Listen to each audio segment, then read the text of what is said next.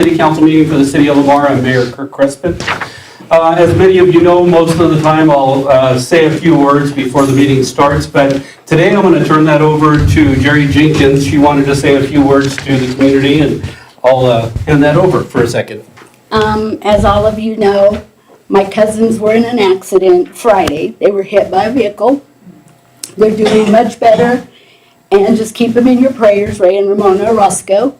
They're headed home tonight. So let's just pray that everything continues to heal on them, and for whoever the person was that hit them, prayers for them too. Thank you. Thank you, Jerry. So we do have a full meeting tonight, lots of things to discuss. We do have 2 public hearings, so it'll be a busy session. But we'll move on with that. And to move on, first off, we'll have the invocation with Jeff Alexander. Jeff? Our Heavenly Father, we come before you this evening as a city. Lord, we recognize that the earth is the Lord's and the fullness thereof, and you've established it, and you rule over it. And Father, we come to you with our needs, our burdens, our concerns. We ask for wisdom, direction. We ask, Lord, for you to guide our leaders, those who are employed by our city, those who function, Lord, for the welfare of its citizens. We ask for grace. We ask for mercy. Father, I pray for Jerry's relatives that were hit in this accident, Lord, that you would raise them up very quickly. And Lord, I pray for the man who was involved in the cause of the accident, that, Lord, you would work in his heart as well. We just ask for mercies now and ask for grace and ask for your power and wisdom in Jesus' name. Amen. Councilman Tomez, would you lead us in the pledge? I pledge allegiance to the flag of the United States of America and to the republic for which it stands, one nation under God, indivisible, with liberty and justice for all.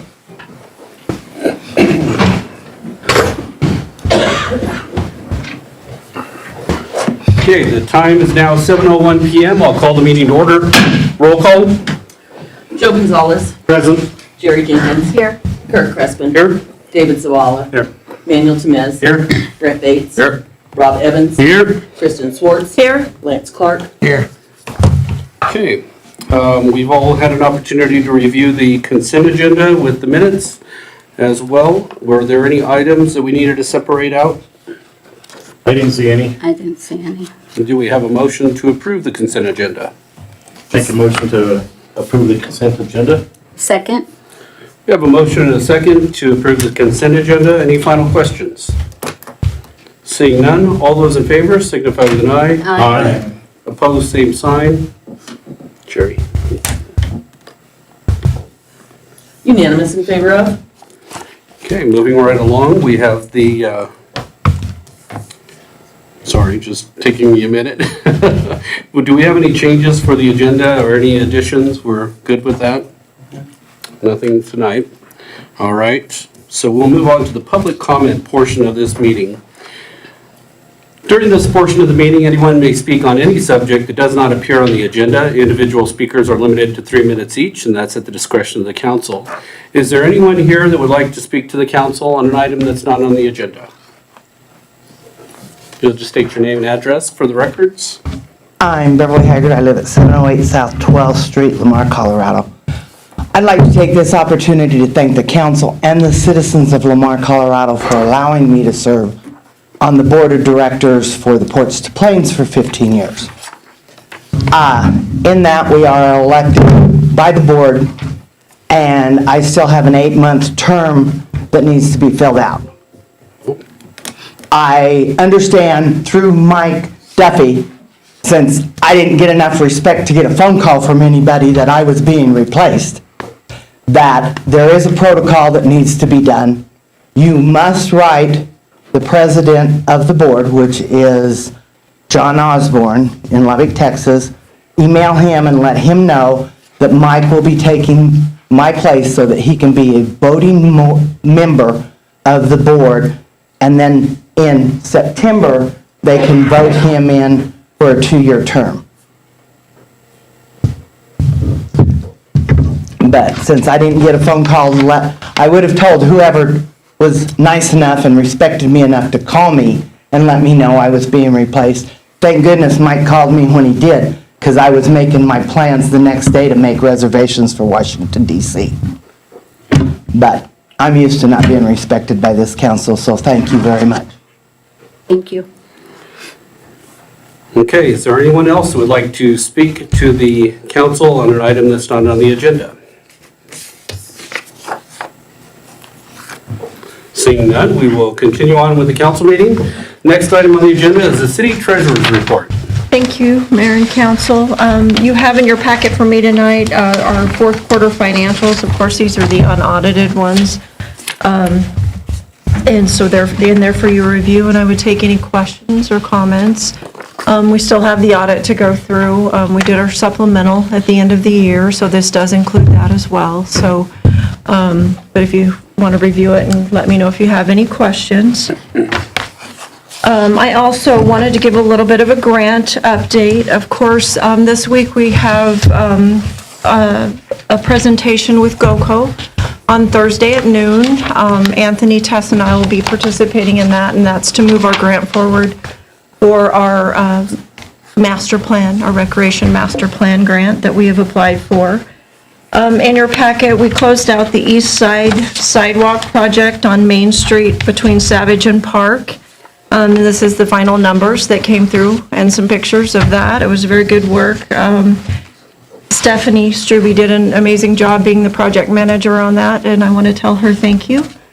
And so that's our report that we promised you on grants that we close out. That's your financial report. I've also included in your packet this time, which I've never done before, I report annually to the Conservation Trust Fund. We receive money from them quarterly. It's the lottery fund, and this money can be used for specific things regarding parks and recreation. And so this gives what monies we took in 2023, what expenditures went out, and our balance of our fund as of 12/31/2023. The second page is what was purchased and paid for through that fund. So I thought that was an interesting thing that I haven't shared with you before. So Yeah. I included it in the packet as well. So just for an informational piece for you guys, because I wasn't sure if you knew how that process worked. Okay. And that was all I have this evening, unless you have other questions for me regarding anything else. How is the search for the new software going? It's going really good. We had another presentation to, I think Linda, Rob, Lisa participated in a second or a third company that we were looking at to see if we want to move that one forward.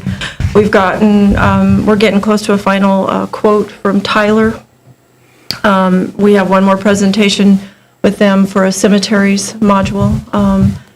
Linda's getting that set up with the sales rep from Tyler. So I think within a month, we should be able to come to you and ask for your approval to award that bid to one of the companies.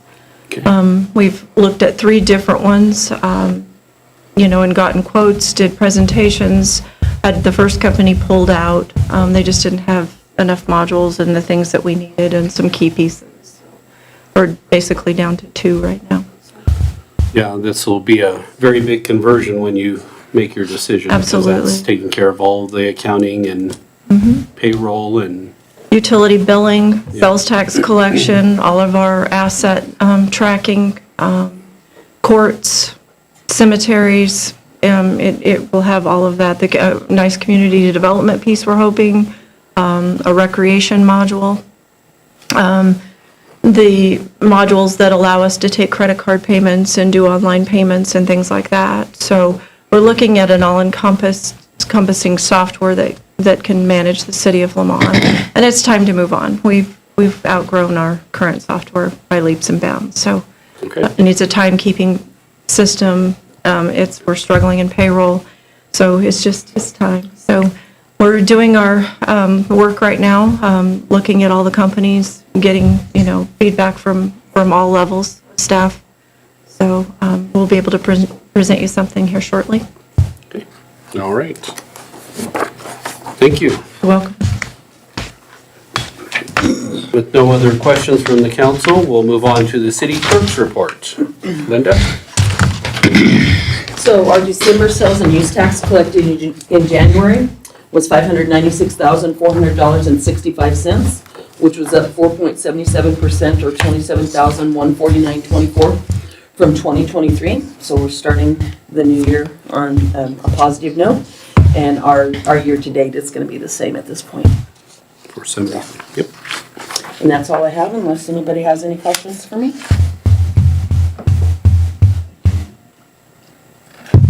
Steven? Okay. Seeing none, we will continue to move on to the city administrator's report. Hey, see, did I get mine on? So Coffee with Rob in February will be at the Duncan/TA, one of our favorite locations. We get people coming in for all kinds of reasons. So come in and have a coffee on me, and I'll even sneak you a donut this time. So it's coffee and donut, singular, on Rob. Let's see, that's on February 21st and 28th at Duncan. And let's see, we're going to be closing our offices on February 19th for President's Day. So all you new employees, you get off that day. CML conference, I just wanted to talk to the council members. Last year, we waited a little bit later, and I want to remind you and keep in the top of your mind that June 18th to 21st this year, please think about whether you want to go or need to go, and work with Mary, and we'll get you signed up and get you set up for there. Let's see, I wanted to do something a little bit fun, or at least congratulatory. I want to say something about our treasurer. 1984 state champs girls basketball team was honored this last week, and Kristen was part of it, so congratulations. We wanted to let everybody know. So 84, so that's a good year. 40 years, people. So, Thank you. yep, you're welcome. The projects update. So our biggest one, of course, for the city is our comprehensive plan. And I know that our community engagement starts here the first week of March. I know we're going to have couple of events. And this is thing that's going to be setting our left and right limits and where we're going to go. And so basically, this is a tool that all of you guys are going to get to use to direct where we're going to be going for the next 10 years. So that's our biggest one. And there's been plenty of coordination going on in the last couple of weeks. For spring push, we're starting to have to get pre-emergent ordered, all that kind of stuff that we're getting ready. Believe it or not, we're almost through winter. I know the hail comes later, but winter's almost through, so we're halfway through February. Let's see. Some of the additional information, our projects, I've told some of our departments to start giving me a bulletized departmental format about things that have happened in their departments, and I'm going to let them present information to you guys every week. I know that a couple of people had mentioned that they wanted that, so an easy way for you guys to direct your questions and stuff like that. So each one of the departments will be giving me a bulletized list, and by the end of the next council meeting, you guys will be seeing a one-pager from each one of our departments. So give you an idea about what's going on in each one of the departments. Okay. And let me see. I had one more here. Oh, I was supposed to remind everybody, for our KRW group that is going to be doing their information searches and building our plan to get the best new police chief that we can find. We've gotten a lot of feedback on community involvement, but we would like to push, if we can get a couple more businesses involved, Wednesday morning at 9 o'clock, I believe, here in council room, we're trying to get a couple of other businesses involved to give us their ideas about what they would think of or concerns they would have on the next police chief. So if you have if you have a business or part of a business or are concerned about business interactions with our police chief, please contact Mary at my office and we will get you set up to come up on Wednesday, and we'd really, really like your input. That'll help us get the best one we can. That was it. The other question was, did we have any candidates apply for the We sure did. council position? We did. We had two completed, absolutely full, and all requirements made packets. We had several other partials that they decided did not finish it out, but we have a couple, and I'll be giving those to you guys later. Yep. All right, just wanted to make sure the public knew that we did have some interest and that they were, some applications in for us to review, so. Okay, any questions for the city administrator from the council? Anybody? All right, seeing none, we'll move on to reports and correspondence with the council. Joe, you want to start? At this point in time, I don't have one. The golf board will be meeting tomorrow. So next time we meet, I should have a report for you guys. Okay. Terry? No report? David, do you have any reports? Don't have any right now. Manuel? Yeah, the water wells for the city are standing better than they were last year, so we're at a good place with our current water wells. Snowpack, I think, could use some improvement. Those are still, we got some months coming where hopefully that will improve, but water for the next coming year looks like it'll be in a good position. LPI and PEP meet third and fourth Monday of the month, so I won't have any until next meeting. Okay. And today, Rob and I met with Karen Bryant from Prowers Medical Center, as we do once a month.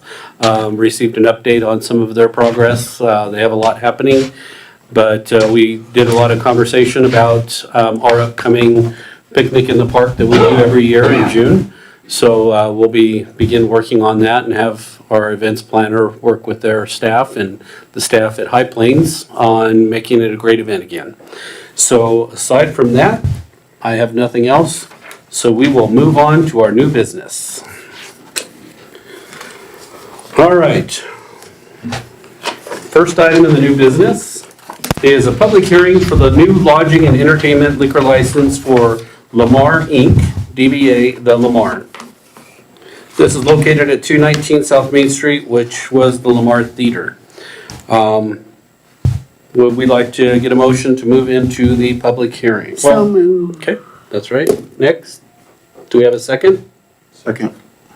We have a motion and a second to enter into the public hearing. All those in favor signify with an eye. Aye. Opposed, same sign. Unanimous in favor of? Okay, now that we're in the public hearing, we'll start off with the proof of publication. City clerk, city attorney, do we have any updates on the proof of publication? So it was published in the Lamar Ledger on or before February 1st and on site by February 1st. Okay. All right. Now, as far as this, I know this is going to be an item that a lot of people will want to speak on, so I just wanted to put it out there that we're going to limit the time to 3 minutes each. So if somebody would like to speak for or against these topics, this actual item, we are going to time you. We ask that we keep it respectful and that you respect the time so that everyone may speak.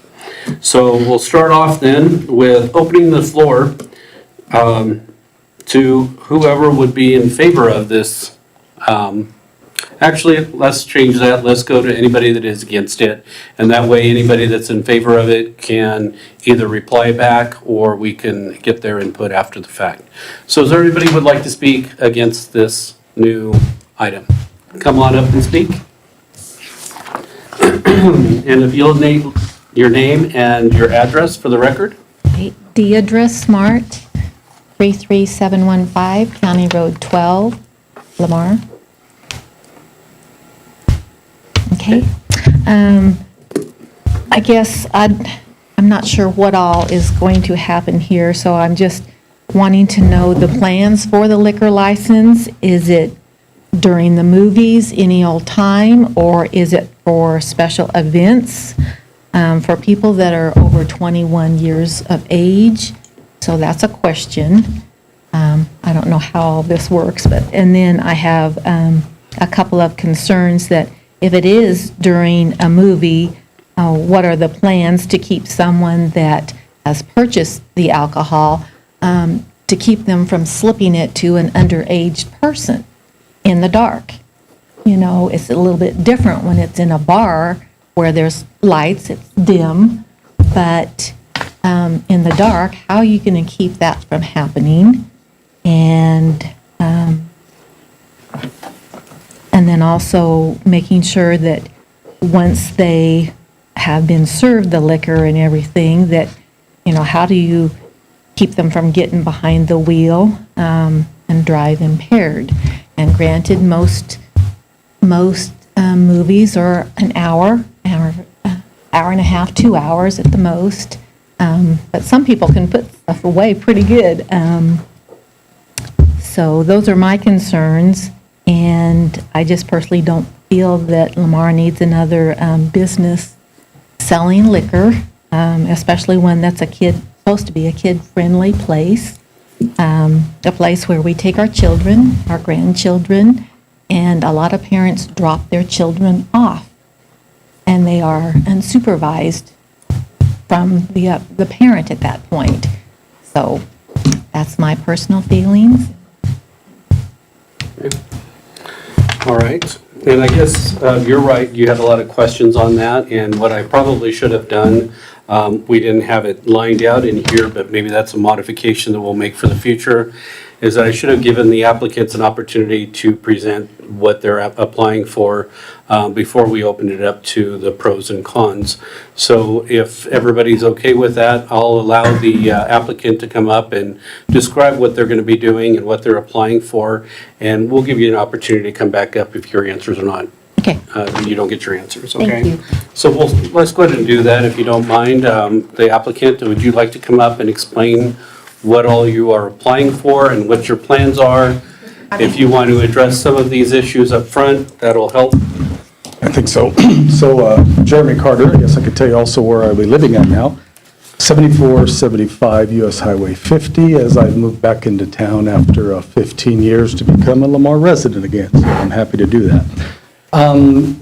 An explanation of that is I keep hearing, everybody keeps asking what's going on with the theater.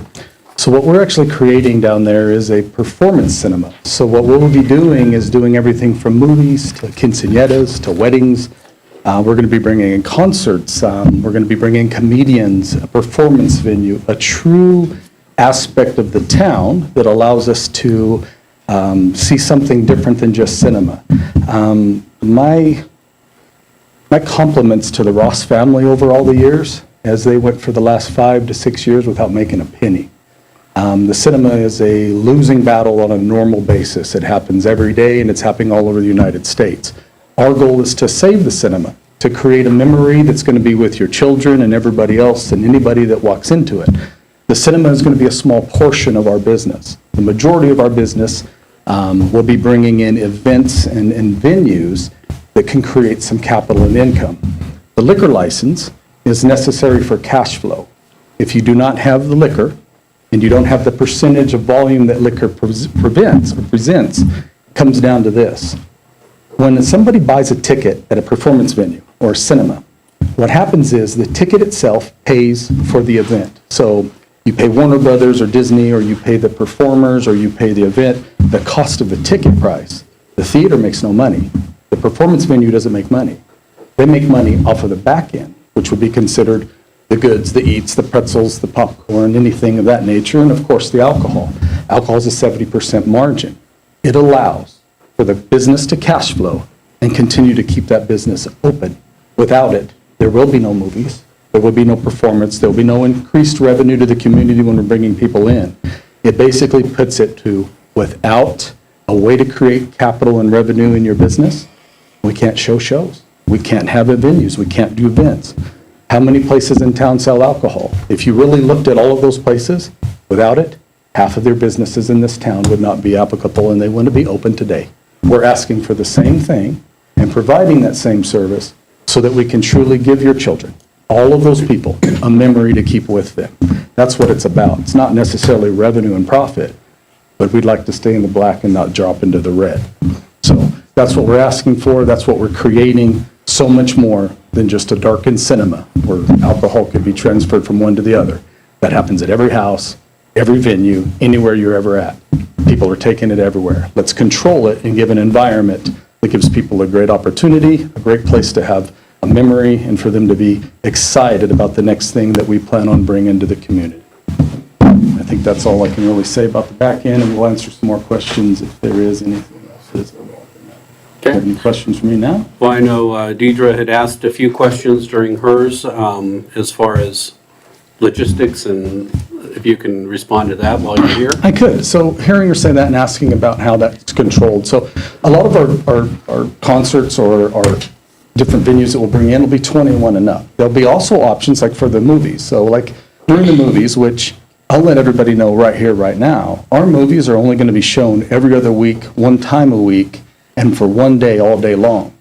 You can't profit margin if you show movies every single night. There's no way to make it bankroll. We can't cash flow. We couldn't even begin to figure a way to make that happen. You get 12 to 15 people to come and watch a cinema, no matter how much money we invest, no matter we drop 200 or 500,000 into it, it won't change the per capita and the footprint traffic. So what we're looking at is having a double division in our facility where you can buy alcohol and where you can buy, the normal cinema options, pop and everything else. 90% of all theaters across the country now serve alcohol. I don't know if everybody knows that, but 90%. And the 10%, the reason they don't usually is because they have a lease ordinance and they usually have an alcohol facility or a restaurant close by that serves that food. So when you look at the volume of how cinema has had to change, is they're fighting with online streaming, they're fighting with really terrible movies that are produced and no way to actually bring people in with footprint traffic. So that's what we're trying to achieve. And when we do that, we have a really nice state-of-the-art system that you check all of their IDs, you get banded if you're going to be drinking. The separation comes when we have an event with children to adults where, they kind of go over there to buy. Every beer garden or place that you can go into, Invesco Field at Mile High, to any entertainment venue, they have places where alcohol's served, and then they have places where kids can buy.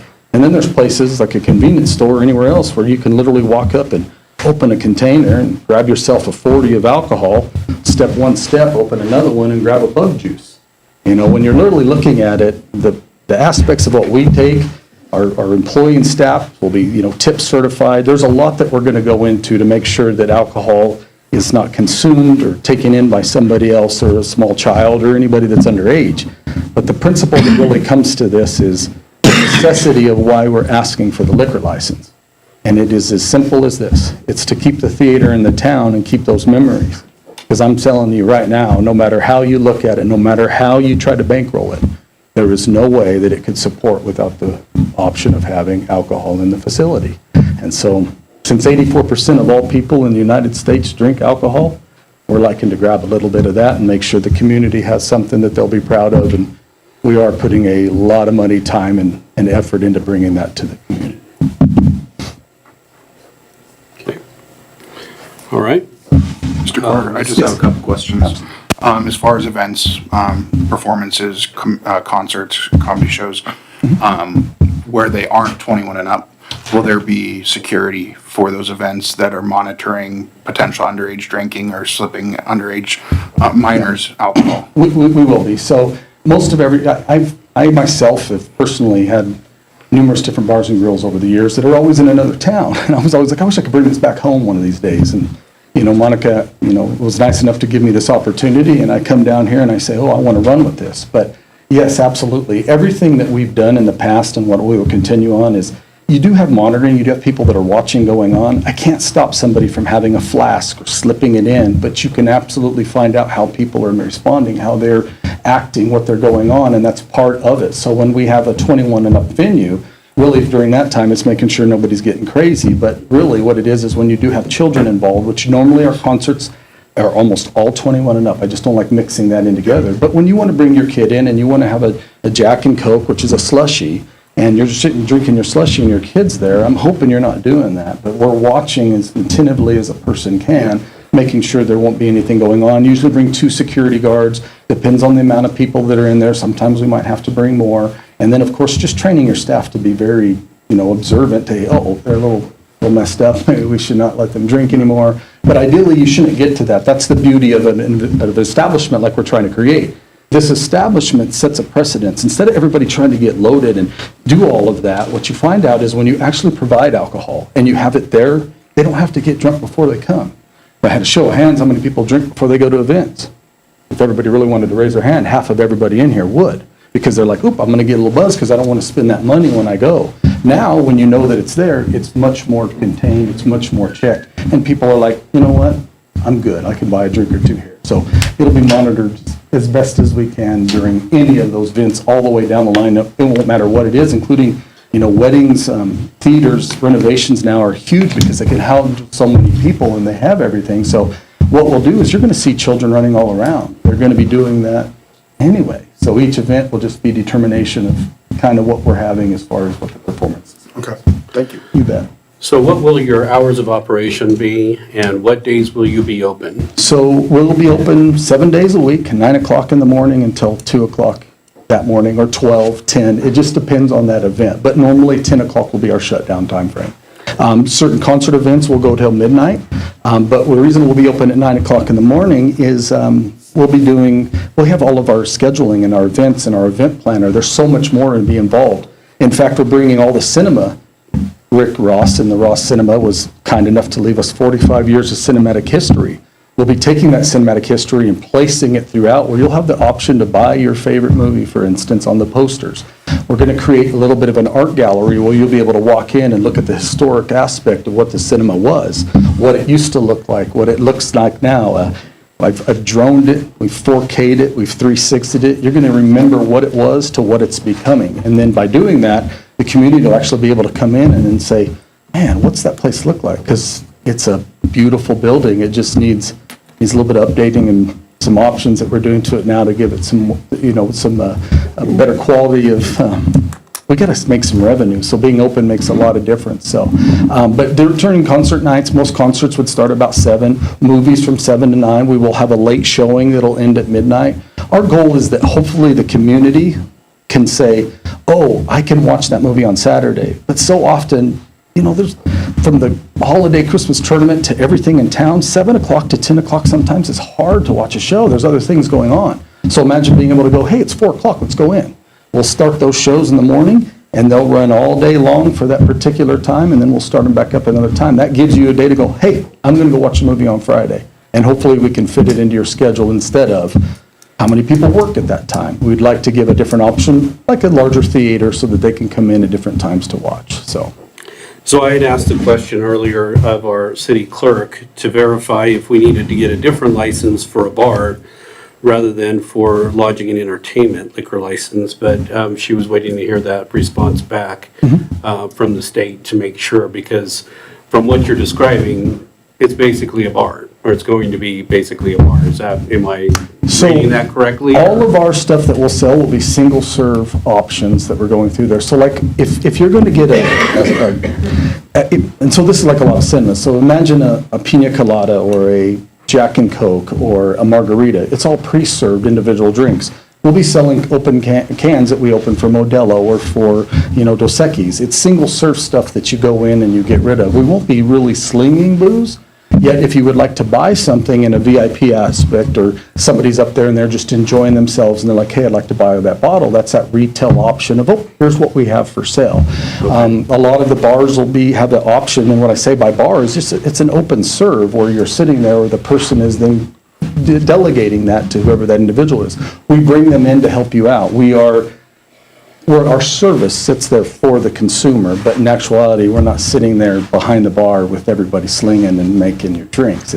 Well, and that's what I wanted to mention that, so you have the opportunity to distinguish that if that's the case. Yeah. So, okay.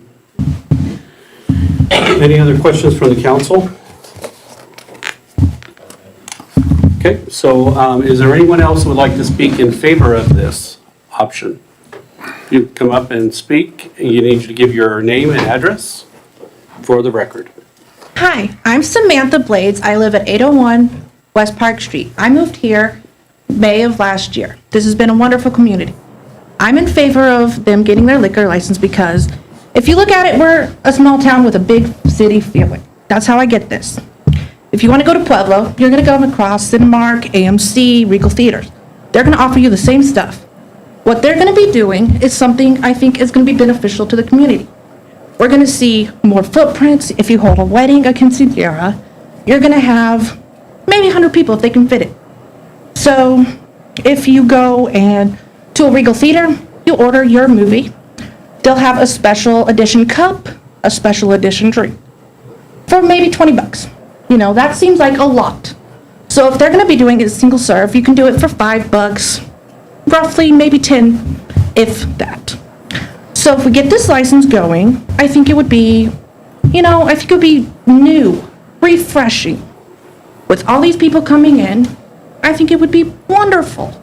You know, we can have a really good time without adding the drunk driving aspect. You don't have to go 40 miles away. You're right in town. Regarding the kids getting their alcohol underage, it's gonna happen. Even the big city theaters, they report it. It happens. It's up to the parent to watch their kids.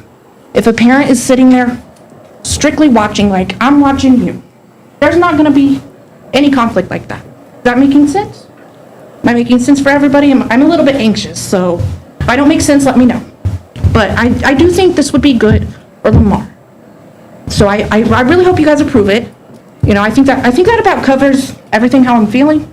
So, am I good? Yep. Awesome, thank you. Thank you. All right, is there anyone else who would like to speak in favor of before we switch? Okay, so now we'll switch back to anybody that is in opposition. I know we had Deidre earlier. Is there anyone else who would like to speak? Okay, if you'll just give your name and address for the records.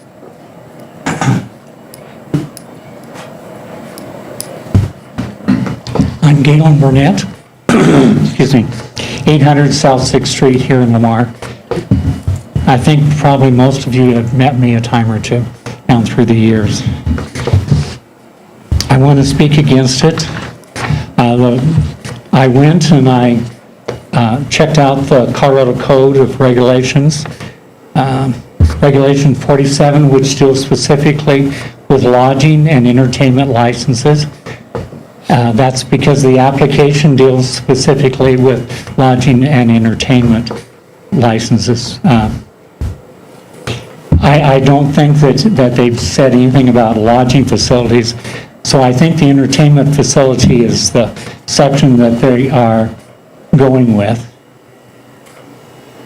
It says in here to qualify as an entertainment facility, the lodging and entertainment licenses must demonstrate that its primary business is to bring qualifying sports or entertainment activities within its licensed premises.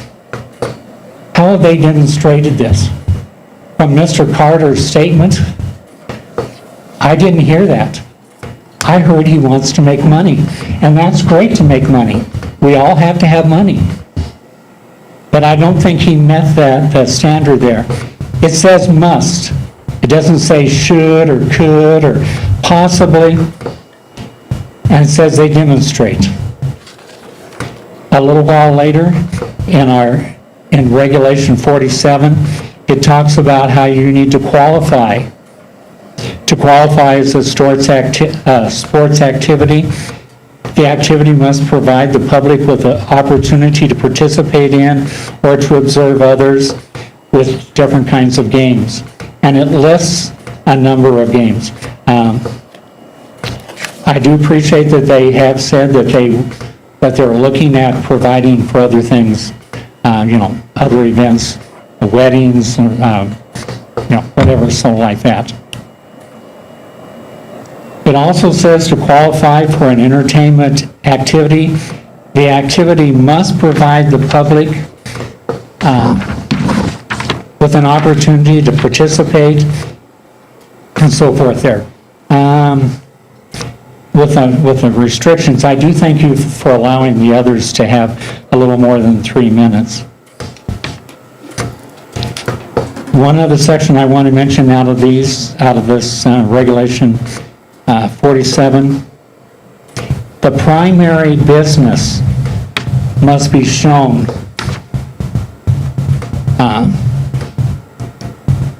from what Mr. Carter says. According to the guidelines,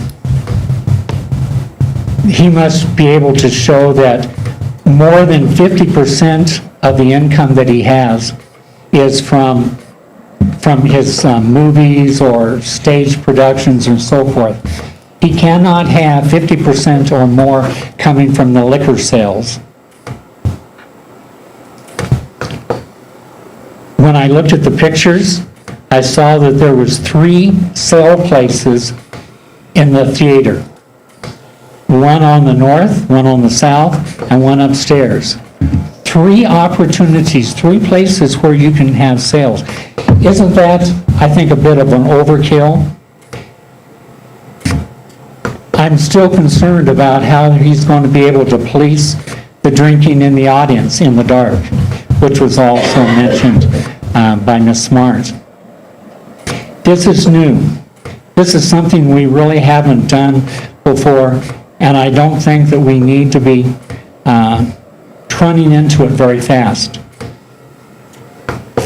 I think we need to learn more, and I think Mr. Carter needs to give us more information.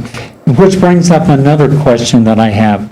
When I looked at the application, on the application it says 100% of the ownership was with Monica. Okay, when I looked onto the Facebook, I see that there are a number of other people listed. What is the honest truth? I think that we do not have the honest truth in a number of different areas, and we need to do that before we go and get ourselves into trouble. So, All right, you're thank well you over very the much. 3 minutes, so do you want to just wrap it up? Okay? I was ready to wrap it up with, I don't think you guys ought to do this. Okay, that's Okay. fine. We're good there. We need to line in, we need to know a lot more about what's happening Okay. and how he can keep our area safe. Because I don't want anybody to get damaged, and alcohol always damages when it's used. Okay, Thank you. thank you. Anyone else like to speak against? Anyone? I've had multiple calls on both sides of it. I'm sure the other council members have as well. Council, I'll open it up to, open the floor up to you for any questions, discussions, before we wrap up the actual public hearing. Mr. Carter, question, I think this might kind of fall into the question of bar license versus lodging event or entertainment license. Will there be alcohol being served if there's not an event going on? So like at a bar, you can just go in and buy a beer. Will there only be alcohol being served during events and cinema? Okay. Okay. And with that, I'm assuming there will be a last call based on when the event ends. It won't be like a set time, 1:45 a.m. like you see at Desiree's or the Buzzard's. Yes. Okay. As far as an event venue goes, I feel like you guys are you're probably looking into that more, a little Linda, as far as it is the right license for that facility. It is the correct license. Okay. I've worked several event venues as a bartender. My only qualm is making sure that there's no underage drinking, but unfortunately it happens. I just want to reiterate that it needs to be policed properly. I would recommend having all employees be tip certified. I know tips doesn't require, it requires a percentage, but I think given the environment here in Lamar, I would recommend seeing all employees be tip certified so they all know what to look for. Whether they're serving alcohol or working the popcorn concessions, that way they can be vigilant about what's going on. If they see someone that's maybe drank too much, if they see someone sneaking drinks, we look at the restaurants around town. I've seen family members let their kid drink a beer in Mission, in all the places that serve alcohol. It just happens. So I just want you guys to be very vigilant with that if we do approve this, just to minimize any of those instances. And as a reminder, if there's a protocol, if it happens a certain number of times, the license can be removed. So that's all I had. Okay.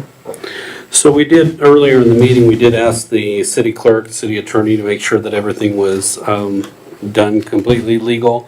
I did not ask the police chief on your investigation what you found, but we do need to find out, so if you can come up. So I went over and I met with Ms. Sutton and Mr. Carter. One thing that I would ask if council does approve this is a contingent upon the final walkthrough with Stephanie Struby. Whenever we went through, there's a couple questions and there's a couple storage areas that I would like to see prior to the liquor license being issued. So if council does approve this tonight, I would ask it be contingent upon that final walk. I don't know if that's gonna work. Because if it's contingent upon that final walkthrough, that could be 3 or 4 months down the road, and I have to get this to the state. Okay. So, Could I also say something with that? After, when Carl came in and we went over that, I was agreeing to that, and I actually forgot to call him and explain. We wouldn't be able to order alcohol, we wouldn't be able to get anything in, you have to have your liquor license previous and everything set to that point. I can see a CO potentially being issued after that point, so that once we do the instead, we have our license, we go in, before we can open the doors and do an actual walkthrough, then we have a final CO. And then what that would do is give us time for us to all go through, look at the situation and allow us to go in, and without it, we couldn't turn the business and open the doors, but we would have to have a liquor license to make all orders, get set up with all accounts, those take about 3 weeks, then you're stepping back in, and I don't know how you would apply for, just like what you said, in order to get that back in. yeah, because it's a good 45 to 60-day process at the state level. I'm just throwing that out because I'm neither here nor there. No, we need to. And if an issue came about that was regarding the location or refrigerators or whatever, they could do a modification after this was, if this is approved, they can do a modification after for the modification of the premises. If for some reason they're making a change afterwards. Well, their particular license encompasses the entire building from top to bottom. I guess I was misunderstanding. I thought he was wanting the walkthrough for purposes of seeing where certain placements of things are going to be. Modification of storage, like for the liquor store, in order for it to be protected and out of lock and key for other people. Right, so right now it's just an open place, and you said this is where the storage is gonna be. I wanna see that storage, that's what I'm asking for. I don't wanna say, yeah, we're good, and then something changes. Could we keep the original, or that one's as it sits, do not put storage into the other location, apply for a modification for the storage after that, and that way our first set is all there, and that's where alcohol would be. You're talking the one underneath, or kind of by the old manager's office, that Yes. one? Yeah, I'd be fine with that. Yes. That would be your only storage location, would be the old manager's office. And then when we get to that top lever, and we go through that, then we could show that. Do a modification. Sure. Yep, I'd be fine with that. Kurt, if I may, I'd like to elaborate on the situation at hand. I'm kind of riding the fence here on this here because there was a lot said tonight on this topic. The only thing that has not come across my desk was a business plan on paper, as to what we can actually hold their feet to the fire to. Now, when we had other companies come before us, they presented a business plan of how they were going to let their alcohol leave the aisle. And then when Jerry caught it, we actually asked them the question, are you putting the caps on your alcohol bottles? Because it was brought to our attention that they weren't putting their caps on their bottles. So if there's a business plan, it kind of gives me the idea of where you at with the protection of your alcohol, what your plan of attack is. What you set up there with the bans sounds like a great idea, but I'd like to see it on paper. That way, when we meet next year, this time around to renew your license, I'd like to find out, has Jeremy done his due diligence in keeping the community safe? I'm not opposed to you doing what you're doing, but I would just like to see more of a business plan. That way I can see on paper what you're thinking, so that way if it's not being held up to the standards of your standards, then we can, visit with you about you're not upholding your part. Right.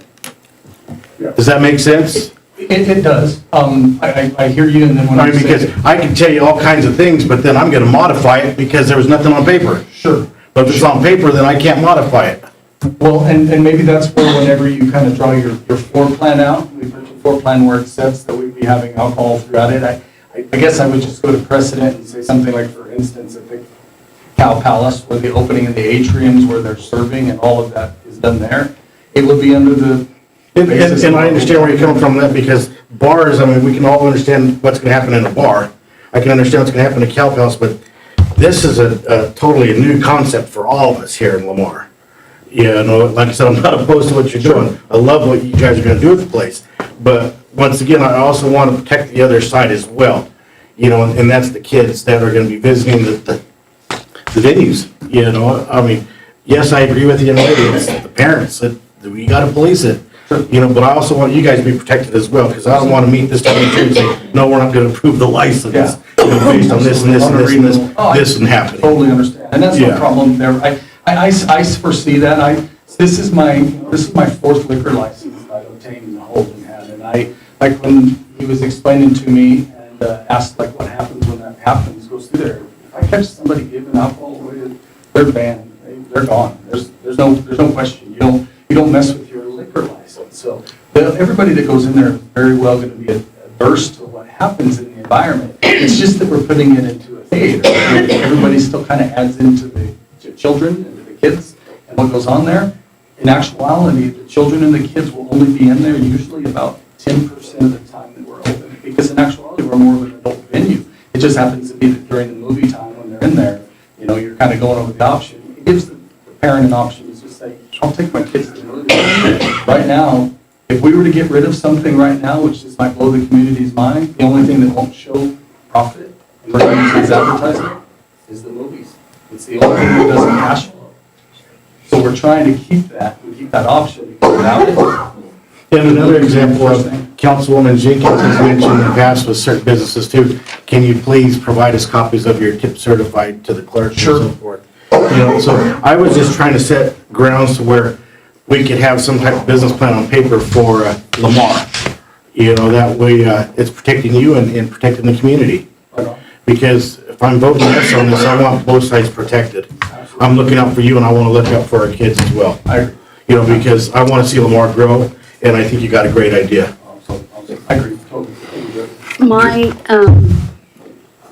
I don't understand why you need to have 3 bars, 3 locations. It's just serving areas, so when we have a concert, for instance, and it's 21 and up, it's for safety reasons also, but the main reason for it is for traffic flow. The problem that you get into when you have multiple people lining up to do the same thing is now they're sitting there causing disturbance, stir, they're waiting to get served, and so you get one long line. In fact, the front of the facility that you were all used to seeing that's now gone. That's a foyer. There isn't going to be a counter when you first walk in. That's going to be an open environment so that we can create traffic flow and move into the facility. So when you see those areas, there's probably places a lot of you've never seen before, but they're old seating environments in areas that we can actually go into. We see those, they're right there.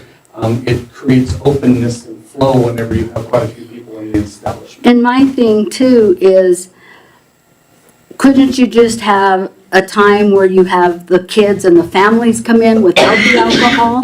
We could absolutely do that, but if that was That the would case. be, if you did that, I wouldn't have anything against this. So if that would be the case, then our movies, not one single show in the last 5 years would have profited. It'd all be zero blank. I We're giving our understand. money away for no reason to be able to do it. Well, we want to continue that process is the only reason why we're wanting that to I happen. understand that, but I have grandchildren that go to the movies. And I wouldn't want something happening to them because someone was in there intoxicated. Because that isn't fair to the kids.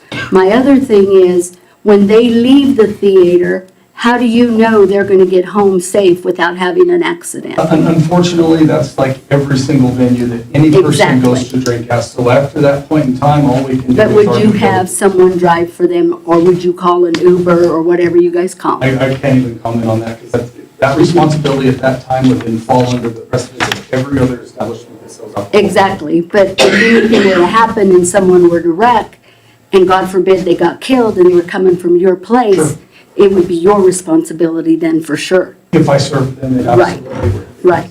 And my thing is that with quinceañeras, they are like crazy. They are wild with all kinds of young kids.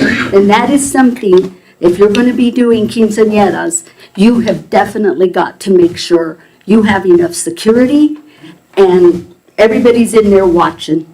Because this is a kid party, and those kids that are 17, 18 think they can drink.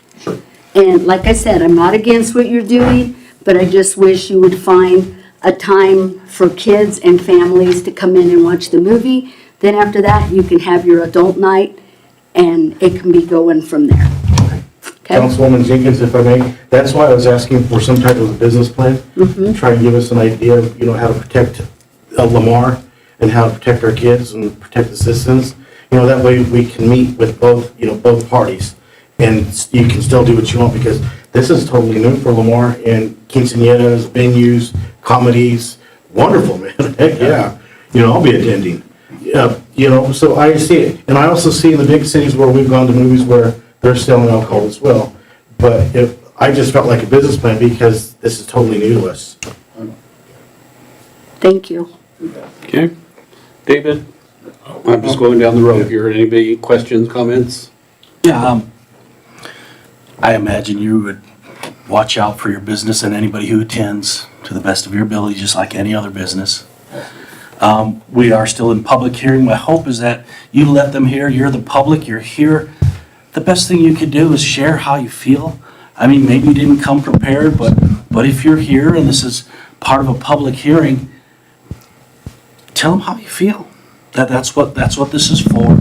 Use the opportunity. I mean, it's one thing just to come and sit in the seat, but if you have something to share, they need to hear it. It's a good thing for them to hear how you feel about it. That being said, we don't prevent restaurants from getting a license because somebody might get food poisoning. Is that correct?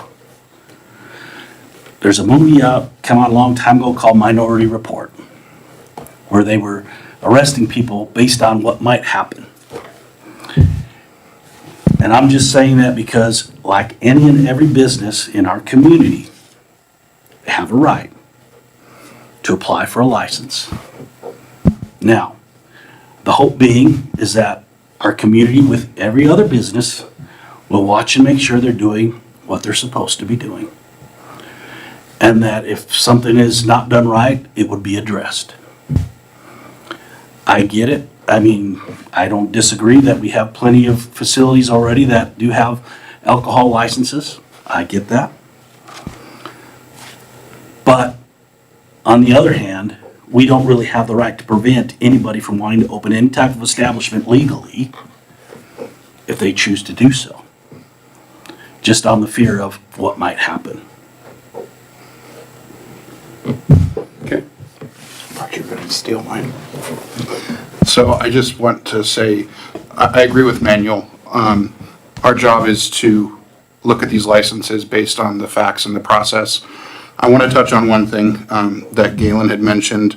It does just list in here that, Monica, you are the owner. The landlord is ZAM Inc., which I do understand is your business as well. Jeremy, are you currently a percentage owner, or are you a contracted W-2 employee? So what we are, or what I am, is I'm a 40% stockholder, is what I am. Monica owns the building, she owns the business, all of the options. I invested into her my time, my effort, my labor, and everything for free.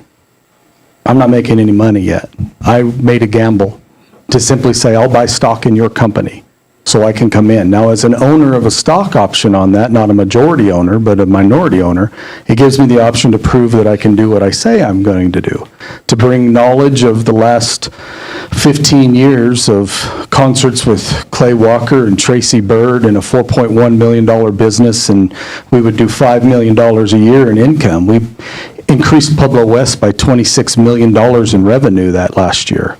There's a lot of money that we're going to bring in and increase the footprint traffic. We're going to increase the options that the city doesn't desperately need, but would like to have. And then with that, me saying that and coming in, it made the gamble worth it, because I don't gamble. I always just bet on myself. And I know what I can produce and what we can do. And it's just going to be fun to bring back to community a better quality of living and options. I mean, when's the last time, or how many of you have ever seen dueling pianos? It's a great time. There's so many cool things that we can do with the performance venue.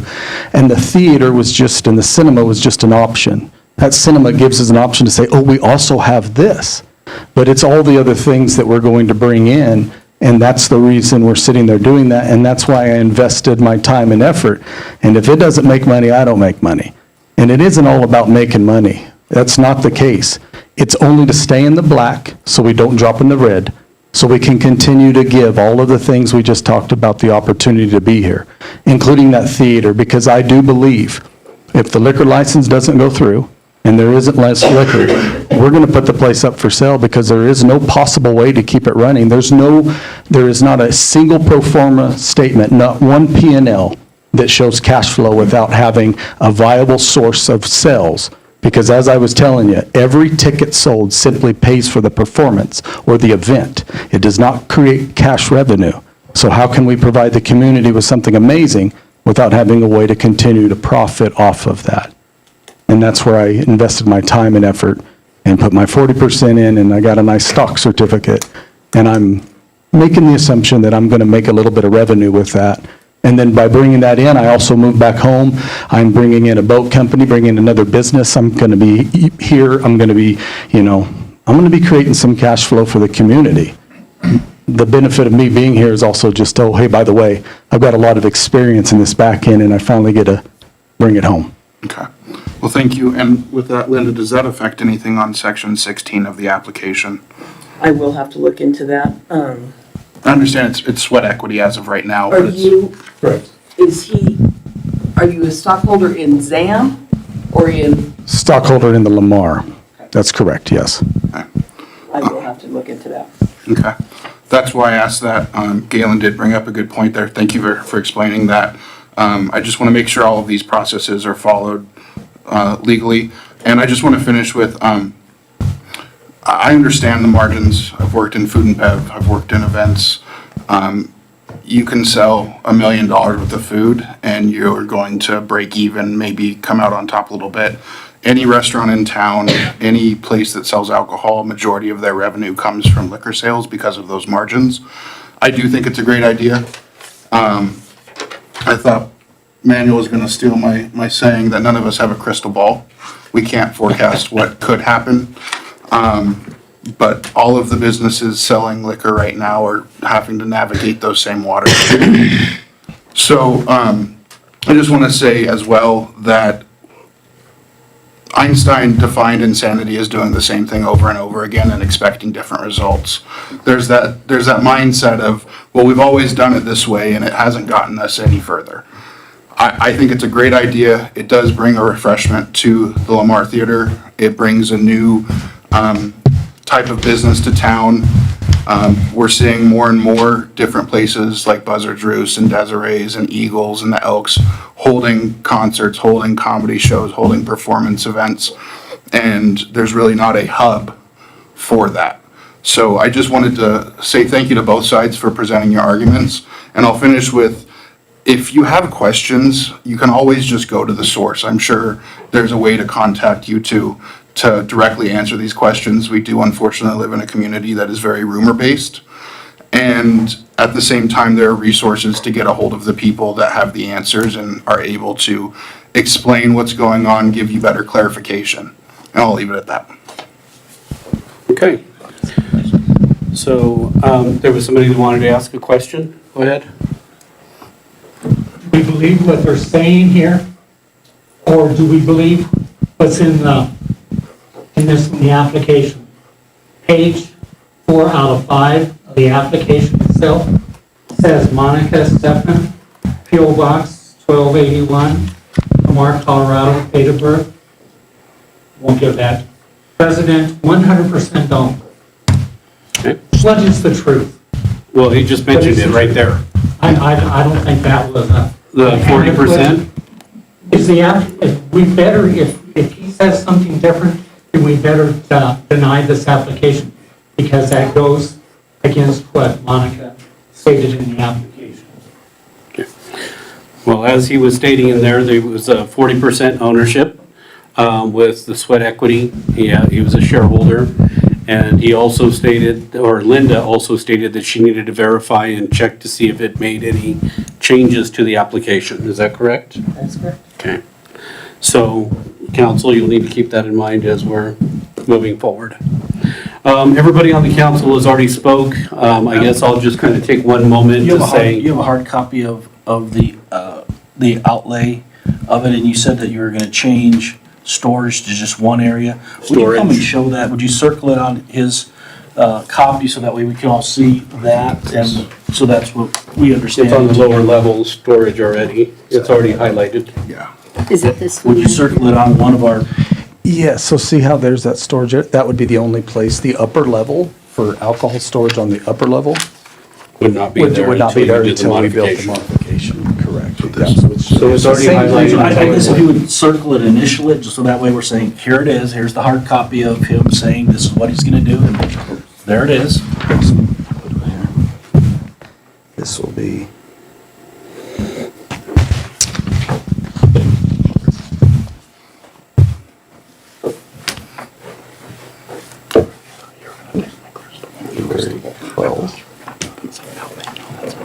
And so we could go ahead and take off that other piece that's on there until we get it done. Can you initial that? Oh, yeah. Just initial one. Okay. And then we'll cross that one out, right, okay. All right. All right, any other questions, or? My one thing, Jeremy, is I'm not against your business. Please don't think I am. I just would like to see that you had a section time for just family and kids without alcohol. That is one thing I am asking for. Okay. Okay? All right, so I was starting to say, as Brent said, you know, I appreciate you investing in Lamar. I mean, definitely, we need the investments, we need the investors. I've been preaching that, not only monetary investors, but sweat equity and new ideas and new ways of doing business in Lamar. That's the only way we're gonna grow. So I truly appreciate that. As Brent said, this is something that's new, or Joe said this is something new, Brent said it as well. I think it's been said multiple times here today, and because of that, it puts more of a spotlight on what you're doing and making sure that you're doing it right. So I just wanted to point that out because, you know, we've had multiple businesses in the past, and there were some that were doing events like Senior Hogs just, you know, 20 years ago, and that didn't end well, or, you know, had some issues and some major concerns as far as underage drinking and things of that nature.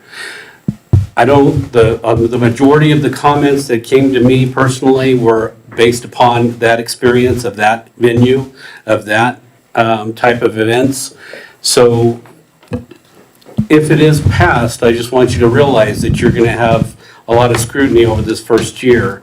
And then when we go to look at it the next year, that'll be taken into consideration very, very harshly, just because they want to make sure that the past doesn't repeat itself. So whatever the council decides, I mean, I'm only one of seven. So whatever happens on this decision, I just want to make sure that you're aware of that you will have that scrutiny over the next year, and we'll need to make sure that things are done right. And I would encourage you to take every measure possible. I mean, if you're running, and I mentioned this to Monica before, if you're gonna run a movie, maybe have two separate, one with alcohol and one with non, so that way parents can take it to a non-alcoholic concession stand, and other parents or individuals can go to the concession stand. And that's how it would be on movie night. It would be completely separate, where if you decided to go alcohol, you go over here. The kids, back again, that's a 21 and up section, so then they would go. Yet, the kids can still go buy all their candy, their stuff, and they're not involved in that. As the cinema is separated from the alcohol, only during performances do we just add a cooler over to help out the sale of that alcohol when they come in. Other than that, it's completely separate, and they won't be involved into it. Well, I think taking measures like that to prevent underage alcohol drinking or underage use or abuse, I think that will help. And anything that you can do to help reassure the community that you're taking those steps and preventative measures would help.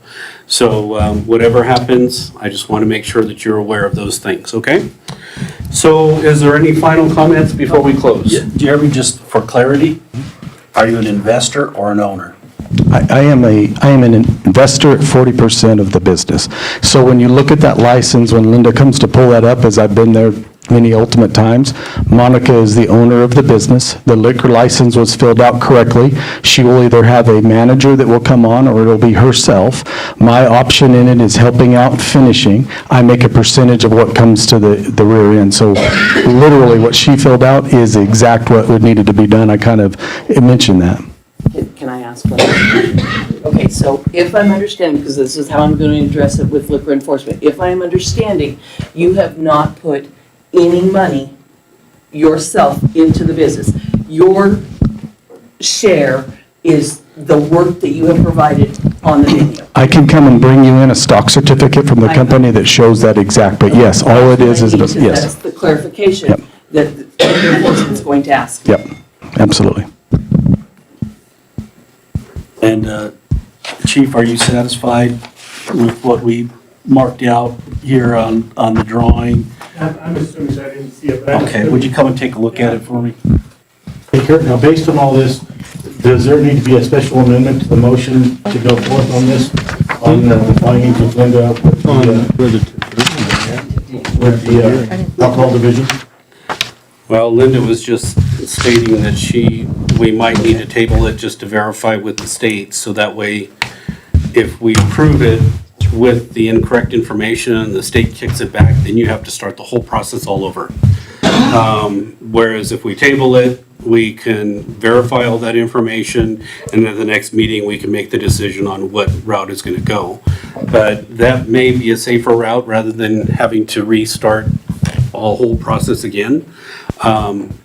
Which is why I'm asking these questions. I'm Yeah. trying to make sure that we can satisfy everything, it's all done properly, legally, and if you are in fact not an owner, and just an investor, then, we can continue on. If the chief is satisfied with the new place of holding, that's what I'm trying to make sure is that we Right. can do that without having to postpone things, and that's why I'm asking all these questions. Well, this will Would give you, I'm sorry, this will give you enough time to put on paper, like Councilman Gonzalez asked, what it was. Some type of a business plan. Some type of a that protects business them plan. and protects our community. Yes, yes, if you can do that. Well, I just want to try to make it a little bit easier and make sure that we do it right. I don't know how you feel on that, or can you wait until the next meeting to get a decision on that, or do you need? When is the next meeting?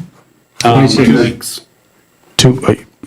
With it 45 days, 2 weeks out, it just postpones another month, basically, on the back end for their liquor license to go through.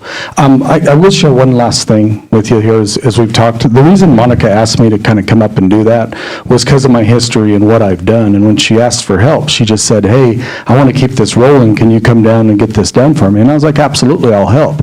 But I ain't owning that thing. I don't want to go through the same process. I've owned liquor license. I've sat on the back end. I've done all of that. And when I explained it, she's like, here's what I've done. And I kind of outlined it for her. Well, here's the process that we could do. And she's like, what do you get out of it? And I said, I want to get lucky maybe and make a little cash flow and justify all of my time and effort. So I'm kind of a manager that comes in with back end information. I'm a consultant that's helping her on the deal. We never told anybody on the back end. I said, I have some stock in the company. That's it. That application and everything that you'll see and everything that we've presented and what we talked about, that's all just straightforward as it was to begin with. We haven't changed anything or done anything different. What he read and what they've gone over is right down the line. And I mean, we can give a business plan and provide that, but I mean, I kind of laid it out as much as it is, and I understand if this isn't recorded or put down, that if we don't follow through, well then, I guess you guys kind of don't approve it for the next session. I guess I'm not just saying I totally understand why you guys would want to wait another 2 weeks, but, we're excited, we're ready to get rocking and rolling and bring something to the community. So the faster we get started, the quicker we open. Another month will cost about another $18,000 that we'll be sitting out if we don't get going during that time. So I just wanted to let you guys know that. All right. So at this time, I'll ask for a motion to close the public hearing. So moved. Second? We have a motion and a second to close the public hearing. Any final questions? Discussion? Seeing none. All those in favor signify with an eye. Aye. Opposed, same sign. Oh, you didn't want to adjourn? Oh, yes, I'm sorry, I hit the wrong one. So unanimous in favor of? Okay, we are now outside of the public hearing. Now we need to consider city council action. This is the time when the city council can decide what they want to do on this decision. I would like to table it until Linda finds out about the liquor. And then if they could get us the stuff on paper. Linda, do you feel if you do not have enough information for us to make a decision? I need to ask a question about the stockholder. So if he truly doesn't have any money invested in it, the liquor enforcement's gonna say the application is valid. But I don't wanna make that determination. I've not had that question brought to me before, so I'm not going to answer I that guess I'm comfortable with that. Lance, in the legal aspect of it, does an investor could be considered an owner? Well, I would say, well, the application calls for stockholder shares. So I think the question is how, one, were those stocks issued by the company?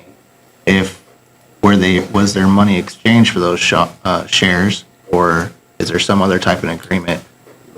So those are questions that I have about it as far as that aspect of ownership.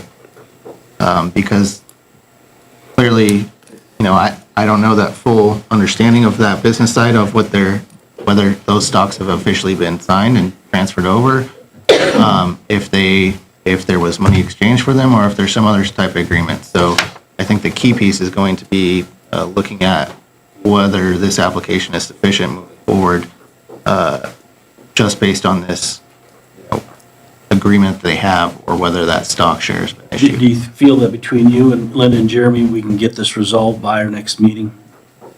Most definitely. We're gonna have an answer from liquor enforcement. Then I'll make a motion to table it till our next meeting. So you would second the motion? Is that right? Guys, can we have you speak up? Some of us are a little bit older, and I don't appreciate Mr. Clark's discussion when he's looking away from me. I can't read my lips, I can't read his lips, and I can't hear. This is too important. Now, we did have the public hearing so that you could I know, but intervene. you've asked him now to be talking, and if he has something special to say, I want to be able to hear it. Okay. Okay? I would recommend in the future you sit closer to the front of the room, and that way you can hear it, because we're having the discussion that we need to have. We had the public hearing. Meeting. It is a public meeting, Needs to yes. make sure that it's not that quiet. But Mr. Burnett, at this very moment right now, it's just a meeting between council members discussing what took place. Right. That is correct. So there's a motion on the table. So we have a motion on the table. I motion to table it till our next meeting, Mr. Burnett. Right. And then you second it. So we have a motion and a second. All those in favor signify with an aye. Aye.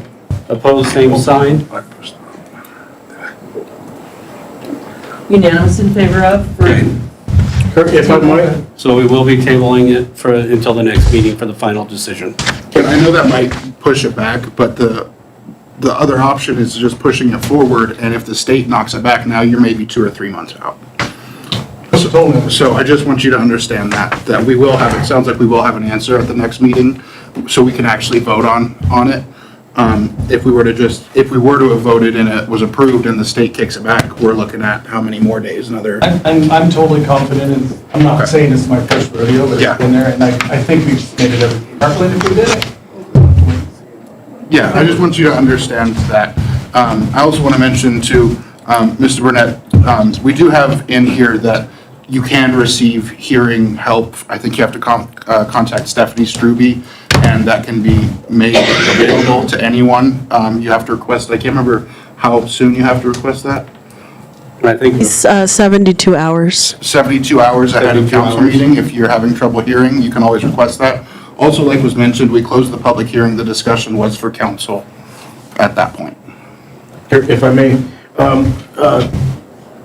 Mr. Carter, we do have some programs out there, and I would encourage you to visit with Anne Marie Crampton. I understand you guys are moving, a lot of the extensive construction inside there. So I'd encourage you to visit with her and see if you guys are a fit for the programs that we have on URA. which could help you guys with the monetary funds, that you said you may be missing out on $18,000.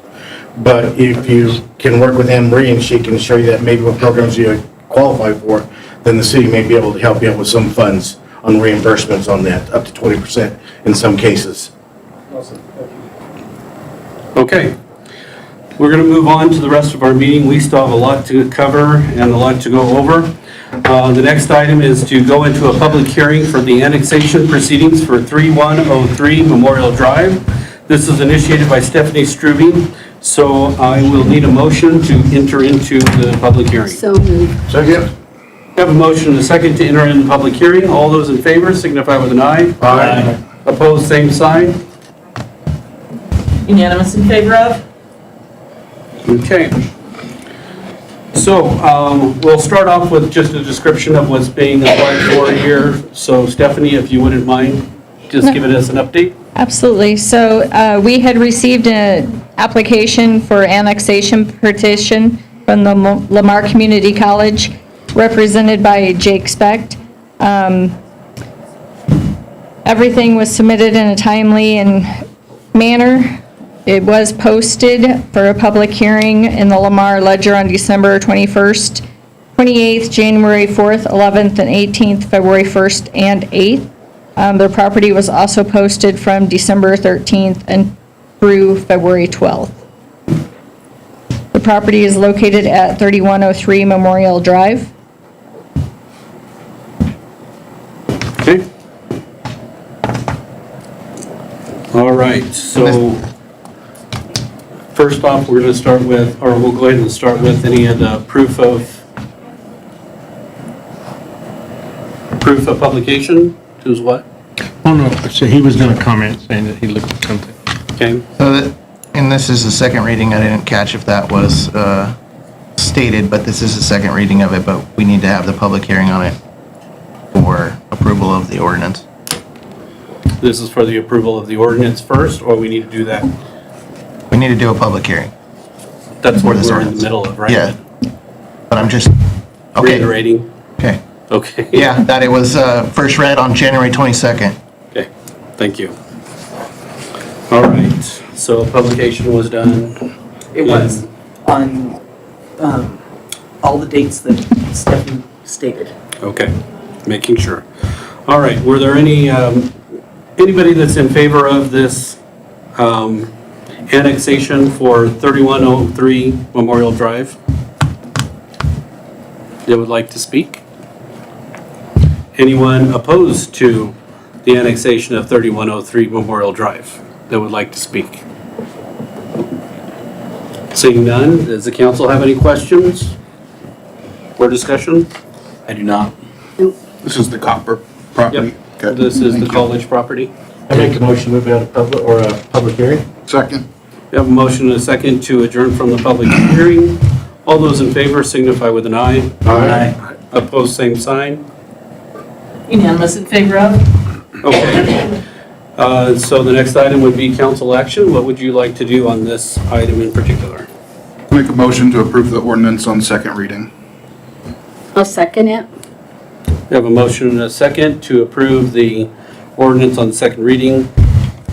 Any questions? Seeing none, all those in favor signify with the aye. Aye. Opposed, same sign. They're gonna read it. The ordinance. The ordinance need to be read as well. Yep. Oh, we didn't do that yet. Well, I think that, you said upon the second reading, so now they can read it. Okay, now we can read it. That's on the next section. Yep. Right, okay. All right, Do you want me to go ahead and read it? yes. So it's ordinance number 1270, an ordinance of the city of Lamar, Colorado, annexing property known as Lot 2 of the amended plat of Misty Hills Estates, part of the east half of the southwest fourth of Section 8. Whereas completed annexation petitions were filed with the city of Lamar on the 4th day of October of 2023 by Jake Specht, representing Lamar Community College, who are the sole owners of the property, owners that consent to this annexation, and the area proposed to be annexed is not solely a public street or right-of-way. And whereas the city council has previously adopted resolution 23-1204 initiating annexation proceedings for the property known as 3103 Memorial Drive, Lamar, Colorado, and more specifically described as Lot 2 of the amended plat of Misty Hills Estates, part of the east half of the southwest fourth of Section 8, and finding substantial compliance with the provisions of the Municipal Annexation Act 3112-101, except of the Colorado Revised Statutes, determining that the area is eligible for annexation and is in substantial compliance with said statutes, and whereas the City Council does hereby find and determine that the provisions of the Lamar Municipal Code Part 2, Chapter 2, Article 2, annexation proceedings have been complied with, and it is in the best interest of the city to annex said area to the city. Now, therefore, be it ordained by the City Council of the City of Lamar, Colorado, Section 1, that the property described as Lot 2 of the amended plat of Misty Hills Estate, part of the east half of the southwest fourth of Section 8, be and hereby is annexed to the City of Lamar and made a part of said city, and more specifically described as Lot 2 of the amended plat of Misty Hill Estates, being a part of the east half of the southwest quarter of Section 8, Township 23 South, Range 46, west of the 6th Principal Meridian, according to the recorded plat at reception number 486146, together with that portion of the east half of Memorial Drive lying west of the adjacent to said Lot 2, County of Prowers, State of Colorado. Section 2, that the property is hereby zoned R1 Residential District. Section 3, that the city hereby consents pursuant to Section 37-45-136, parentheses 3.6, Colorado Revised Statutes to the inclusion of said property into the Southeastern Water Conservancy District. Section 4, the city clerk of the City of Lamar is hereby directed upon final passage and approval of this ordinance, keep on file in her office a map or plat of the annexed territory, and to file 2 copies of said map or plat and certified copies of said ordinance with the Prowers County Clerk and Recorder of Prowers County, Colorado. 1 copy of the ordinance and the map to be retained by the Clerk and Recorder, and the other copy of the ordinance and map to be e-filed with the Division of Local Government of the Department of Local Affairs. Shall we do another motion to approve? Voice? We already approved the annexation, so, okay. All right, thank you, Stephanie. Thank you. Thank you, Stephanie. Moving on to the next one. This is another ordinance that needs to be read, right? Well, that was it. That was the one? You just did it. Ordinance for the City of Lamar on item number 3? Yep. Now we're moving on to consider approval for Lamar Days annual car show requests. Looks like we have Ron Cook here tonight to speak to the council. As if you don't know, my name is Ron Cook, 411 North 12th Street. It's another year. We're doing the 28th annual Lamar Days Rod Run, be May 17th and 18th at Willow Creek Park, if you so approve. This is in conjunction, the 17th, we have a No Booze Cruise. The Lamar Police Department has helped us every year. Lamar Fire Department helps us with this. The proceeds off of that goes to the Lamar Fire Department for the fireworks fund. We've been pretty generous over the years. I think we're averaging about $1,200 to $1,500 a year towards that. Depending on if the winner of the program actually gives it back to us. And this is in conjunction with the Lamar Chamber of Commerce. Lamar Rotary Club will have their Ducky Dash also with this event. Last year we had 16 vendor booths with food vendors. We had a little over 43 factual vendors. I mean, we had probably the best turnout. You know, none of us like COVID, but after COVID, everybody come out of the woodwork and started attending events locally, and it's been very promising. Right now, I am sitting with about 43 merchants of Lamar that sponsor this event. I've got people that's attended this event. I got family that sponsors the event, that lives in Eaton, Colorado, Pueblo West. I've even got car shows that we attend in Kansas and around Colorado that help sponsor this event. So It's very good. We have a website, we have a Facebook page, advertising Lamar at all times. Other than that, I don't know what I can answer for you if you have any other questions. And it's just to stay overnight just on the 17th, is that correct? Forgot about that, yes. I will really recommend people not stay overnight, but I better have permission if I can get it, because we did have 2 show up in the middle of the night last year and set up their booths sometime before 5 o'clock in the morning. Okay. Just wanted to make sure we discussed that part as well. We're looking at different ways for parking. We're going to put up some signage down by the swimming pool. As you know, if you've attended this event, both sides of the park are full. Both sides of the road on Willow Valley is full. They're parking up into Willow Valley. I don't know where else we can put them, but there could be some ideas to how to expand that. I just don't know. It's such a fantastic deal to have this many people attend any event. Okay, council? I have no questions. I appreciate you keeping this going. It's been a long time. Thank you for your hard It's been work. worth it. It's been fun. It really has. It's one of the best events in town and has been for a long time. And it's certainly growing. Yeah. You know, we're starting to sell the area. We always hope for more cars. We had one of the best attendances we ever had last year. You know, you go to some of these events like Alamosa, they had 420 cars last year. I don't know what we'll do with all of them if they come, but we will put them somewhere. But I'm trying to convince my uncle to let me bring his Galaxy down, his Ford Get it Galaxy. coming. But Okay? he keeps telling me it's not done yet. Okay, do we have a motion? So moved. Second. Okay, we have a motion and a second to approve the, They voted. so, yep, all those in favor signify with an eye. Aye. Opposed, same sign. Unanimous in favor of? Thank you. And I do want to thank you. You know, through all the years we've had this event in Lamar, Colorado, I'm telling you what, Pat Mason, they've all come out of the woodwork to help with this event. The park is awesome. You can't have a better place anywhere. People have asked me to move it to Beach Street. People's asked me to move it to the fairgrounds. They've asked me to move it to the college. The park is just awesome. There's no better place to have it. But they come out of the work. Police department helps me, fire department helps me, no matter what, and they're all personal about it. So, thank you. Okay. Thanks, Ron. All right, next item on the agenda is an update concerning a traffic study that was requested by the council. This will be brought up by Kyle Miller, our chief. Several months ago, there was questions about doing a traffic study, possibly updating our flow of our traffic in Lamar. So I reached out to a few companies. It was in the range of $60,000 for them to come down and do a traffic study.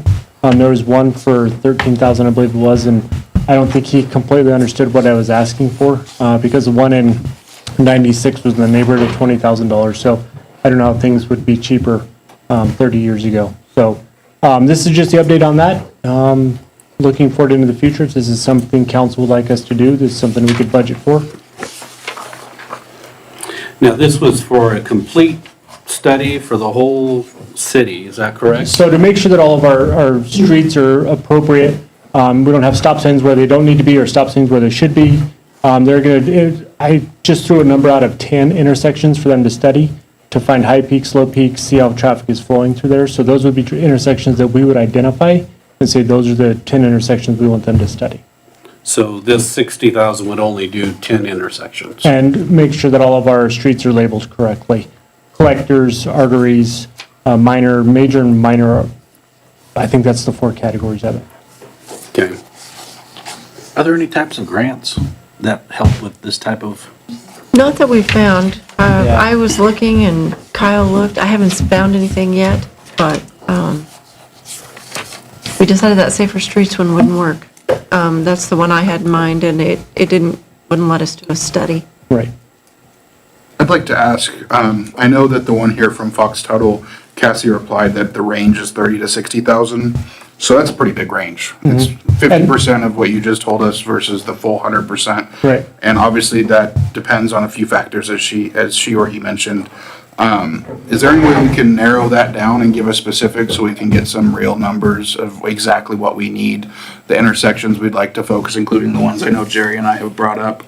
the one Mike Bellamy brought up, and really try to dial in what this is gonna cost so we can move forward with So the I don't discussion. think that necessarily, because I told them 10 intersections to make sure that the traffic flow is appropriate there. I don't think that number would change, Okay. right? This, I asked them for a ballpark number of what would it cost for us to do this? And I know that one, I think the other one was $60,000 to $80,000, is that right? So $60,000 is about the average? 40 to 80, so again, 50%. So 60,000 on that one, so 55,000 probably would be about the average point on those? Yeah, So- 55. So very much so, depending on what council would like to see with that, would be what the cost would be. I was trying to get a ballpark number to see, give you guys an idea of what the cost would be. Okay. Well, as I mentioned, the last one was 2005, as you mentioned in here as well. Before that, they were doing it every 10 years, it looked like. Right. Roughly, and we're gonna be getting close to 20 years. Correct. So I feel like this is something we need to figure out in the budget, how to do, if not this year, next year. Especially with the conversation we had about it and some of those intersections needing to be looked at to decide if we wanna change direction with some of those flows. Sure. Well, and I think looking at this year would be tough, just because we don't have the budget for it, and without identifying a grant that would help us with this. We could definitely get it in for next year, and it'd be a top priority from what I'm hearing you say. You know, so on those draft budgets, we could definitely start with that. Okay. And some of the capital things, consulting fees, Okay. things like that. And I also think Kristen does such a good job with the RFPs. Yeah. You know, she could get the input from you guys, say this is what we want, then she could be very clear, and that's where you're gonna get your good And then we could get a very estimates. specific number, and we could go through the correct process. Yep. Right. I just think it would benefit us more to do that. Yeah, definitely. And With it being 20 years, I think. it seems like it's time. Yeah. Yeah, and I agree So- 100%. I just so- think squeezing it in this year would be a little tough. Understandable. And I would feel like it was, we want to do it right, Yep. I think is what I'm feeling. And do what needs to be done, Yes. and not cut any corners. And say, give you if the there's 5 product that intersections you- and we can only afford to do 3 with the full street study, we want to Yes. make sure we can do the 5, whatever that I mean, number that would is. be my recommendation. I don't know, did you? No, that's why I told him, come up here and I tell think these that guys sounds great, this. make it a priority for next year's budget, so we can get that done in 2025. As far as those ancillary traffic devices that were brought forward to us, do we have that in the budget to try to move forward with I believe we those? were already working on that through some Right. Vail, was it Vail Vail is money? going Uh-huh. to- Vail is? Yeah, I'm Yes. gonna talk to Vail tomorrow. We have a board meeting, sorry, Chris. No, you're okay. And Perfect. I've talked to them, so. Okay. So the trailer, I got the quotes right here. It was in the neighborhood of 25,000 for the Okay. trailer that's mobile. I'm sorry, it's 19,999, so 20,000. The radar signs, that like the one that's done by Yeah. Stagners, It's like 4,000 and something, wasn't it? yeah, I think that's about And that right. sounds like under something 5. Vail could probably do easier Yeah. on those. Yeah, and I think even those could help a lot. Yeah, it's at that intersection. 4160. Yeah, so I think Yeah. we had kind of decided to go that route because Vail could help us with that. I don't know that we can come up with a $19,000 No, that trailer, but seems- I felt like the other ones we could get, and if Vail would contribute, that we could make that happen this year. We already have one on a trailer, don't we? We have the ones we bought from the state surplus. We got rid of those this year in the auction, I believe. They didn't have a high limit on them, so they kept your speed no matter how fast you were going, and we had some people running around town trying to set the high limit. And it would show you how fast you were going. I know down on Memorial a couple times, they were in the 70s. So that's, it kind of defeats the purpose whenever they can Turns it see how into a fast game. they can go. Right. And those signs have a high limit on them? They turn off. I think the one down on Main Street's set 15 miles an hour over. Okay. So once they hit 45, it just turns off. You can't see it anymore. Okay. Are we looking at 2 or 4 of those signs? Probably 2. 2? I don't know if Vail has that much money. Yeah, well, at least One, one, depending on what Vail has. Yeah. Gotcha. you know, and you guys, obviously you know which direction on Oak they're coming in hotter at to help decide which direction that Right, traffic is so, facing. and that was the price for the permanent mount one, I believe. That was not Okay. the solar one. The solar one's gonna be a little more expensive, and then we can get all that over to Vail, but, Perfect. the one that I was talking about is the one that's at Stagners, permanently mounted, permanently wired. You know, and that's my plan with Main Street, once they're done with all the construction, Just to start getting those up. drop another one. Okay. Okay, let me know what you come up with. I will. Thank you. Thank you, Kyle. Yep. All right, thank you. Uh-huh. Okay, moving along. We have an appointment to the Lamar Advisory Board. This is initiated by Sue Lathrop, our library director. Hello, Sue. Hello. And I'm here on behalf of the Library Advisory Board. They would like to nominate Gary Oxley to have a second full term on the board. He is a longtime library user and is currently the president of the board, and we would like you to reappoint him. He's been with the library now for one full term, and he finished out someone else's term. There were no other applicants. Okay. When does this one expire? It expired in February. Okay, if he's renewed, when does it expire? In 5 years. Thank you. I move to put Gary Oxley back on the advisory board for the library. Second. I have a motion and a second to reappoint Gary Oxley to the Lamar Advisory Board. All those in favor signify with an eye. Aye. Opposed, same sign. Unanimous in favor of? Okay, thank you very much. Thank you. Consider contract renewal with the city attorney with Stearman Law Firm. Every year we've renewed the contract. I think we've had it on auto renew a couple of years, right? Last time I had noticed that it was renewed, I think was in '22, so So last year. a while ago, but yeah. Yeah, 2 years ago. So it is time to renew this. I know we generally go through this process of meeting with them and kind of doing a review before we sign this. So I don't know if the council wants to do that before we renew the contract, or if you want to just vote to renew it. But I'll leave that up to you So if we visit with them, we would have to table, is that correct? until the next meeting. For the next meeting? Do you need to have this renewed at a certain time, or? Whatever the council wants to do, fine. Okay. Any questions on that? Do you have any recommendations? Do you want to just approve Is this? this the same agreement as in the past? There was an increase, is Yeah. that correct? So, been here in this position for 4 years, and it's been the same for 4 years, so we're increasing it to what we charge every other municipality. Okay. So an increase of $20. Kurt, I'd like to make a motion to table it, to visit with with Lance, to see if there's any tools we need to work with him on and giving him to do his job, or if he's got any recommendations for us, or Okay. questions from us, and if anybody else has questions for him. Okay. Do we have a second? To table? I'll second that. Okay, we have a motion and a second to table till the next meeting, and that would give us an opportunity to meet with Lance. I know we're meeting with him later tonight for legal advice, but I'm sure we can set something up as well. All right, all those in favor signify with an eye. Aye. Opposed, same sign. Unanimous in favor of? Okay. Agenda item number 8 is selection of engineering services for Southeast Colorado Regional Airport. Rob, would you like to speak on this? Oh, I've got Pat, he can do this for me. Hello, Pat. Please go ahead. I didn't see you coming up. That's all right. Good evening, Mayor and City Council. So every 5 years, the FAA has required us to go out and do what they call an RFQ, request for qualifications for airport engineering consultant / design work. So we hit our 5-year mark and followed all the procedures, and Kristen helped put out the RFQ, and I think we sent it out to 5 prospective airport engineering firms, and we received one back, and that was J-Aviation, actually, that turned one back in, so. And that's who we're currently with, right? That's who we're currently with. The airport board did grade them and made the unanimous recommendation to council to go ahead and accept their submission and keep them on board for another 5 years. Okay. Council, do you have any questions for Pat or Rob? Is there any reason why we wouldn't do that, Pat?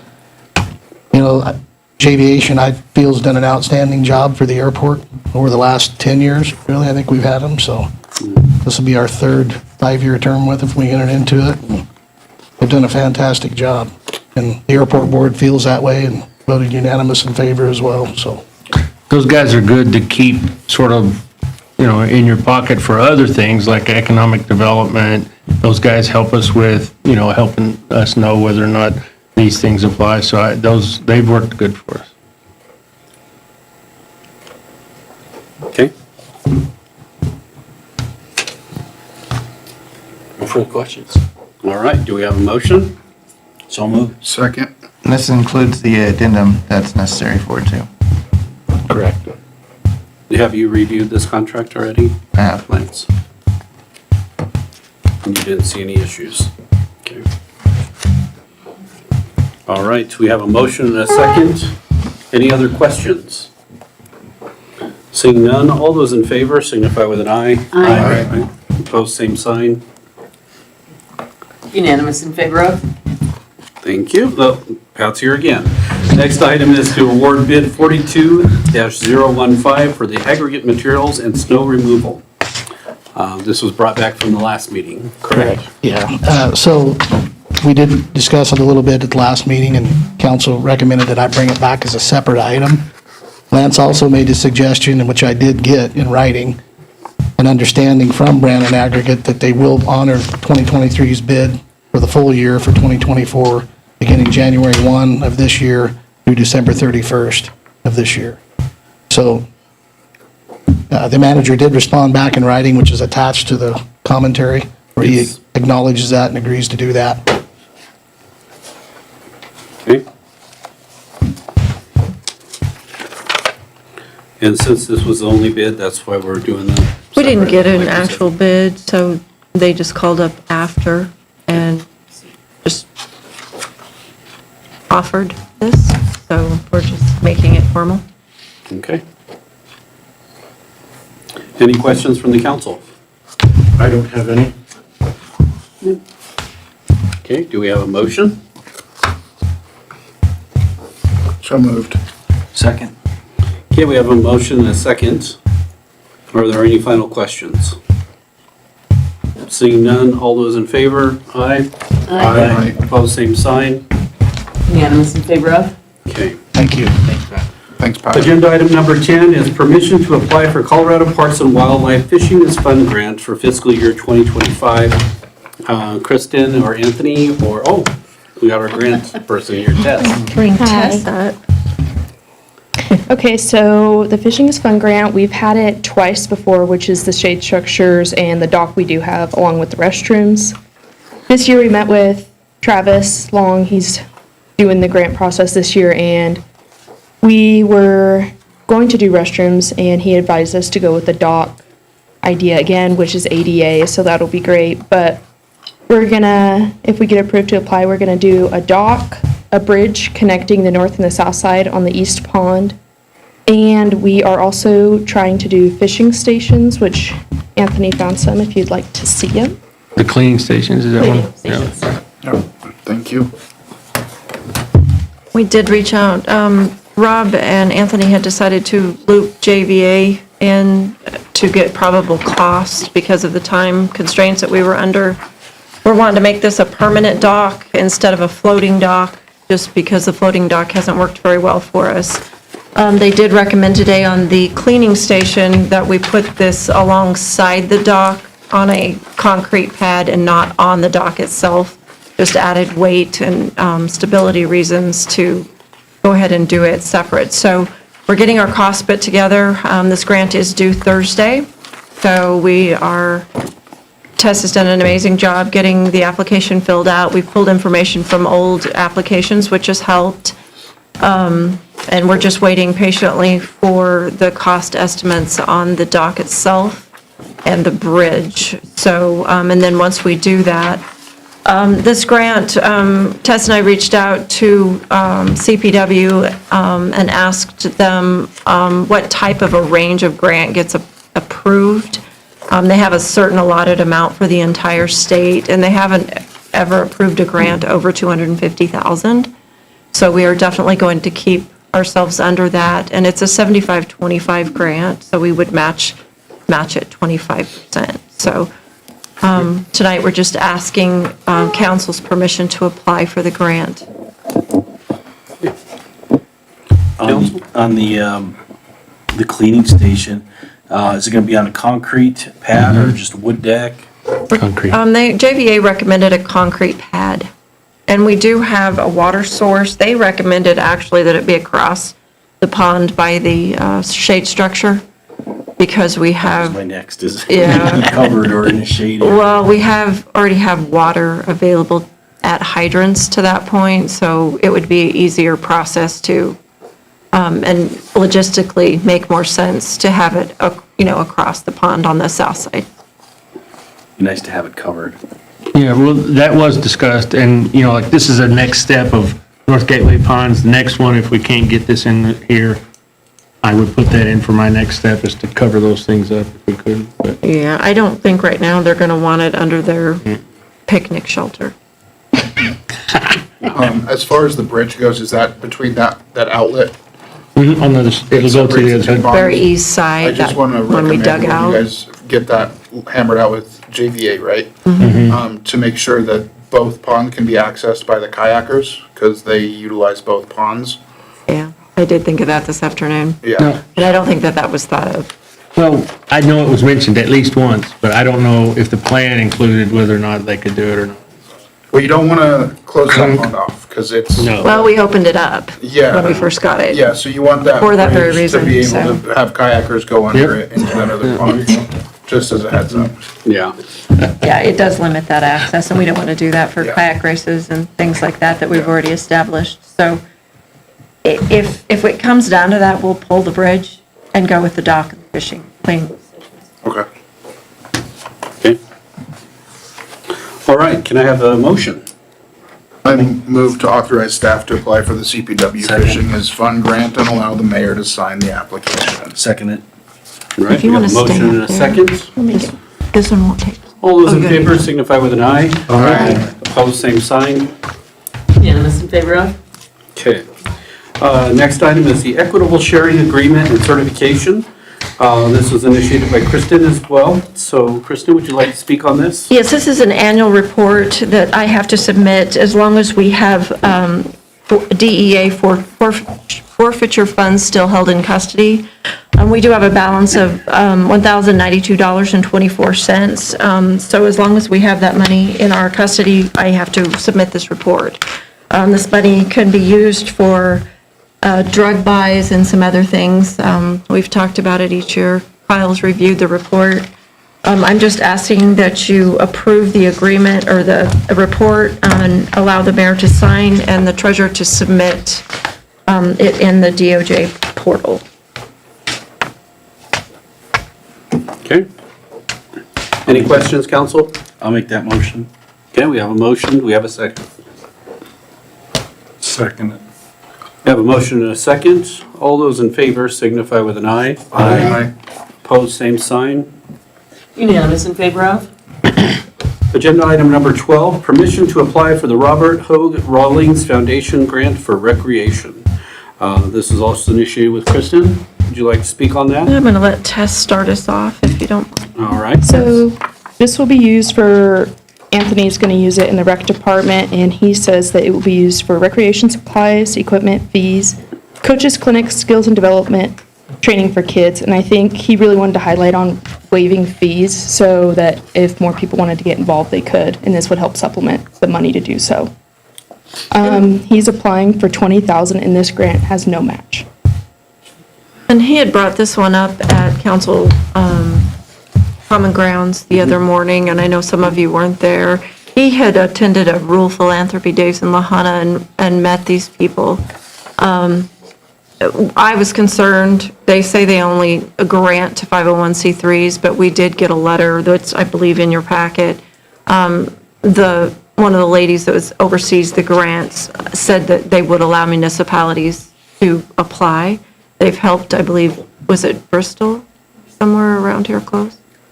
Yeah, I believe so. With some things. So Anthony, this is similar to what we applied for with the Walmart grant, giving scholarships out, but he really did want to focus on training our coaches, doing some clinics for them for our leagues and programs, and officiating, training for officiating individuals and things like that. So that's a little background on that as well. Okay. And so we're just asking for permission to apply. Okay. I make a motion to authorize staff to apply for the Robert O. Grawlings Foundation grant and allow the mayor to sign the letter of intent and the application. I'll second it. We have a motion and a second. Any final questions? Seeing none, all those in favor signify with an eye. Aye. Opposed, same sign. Unanimous in favor of? Thank you, Tess. Good job, Tess, thanks.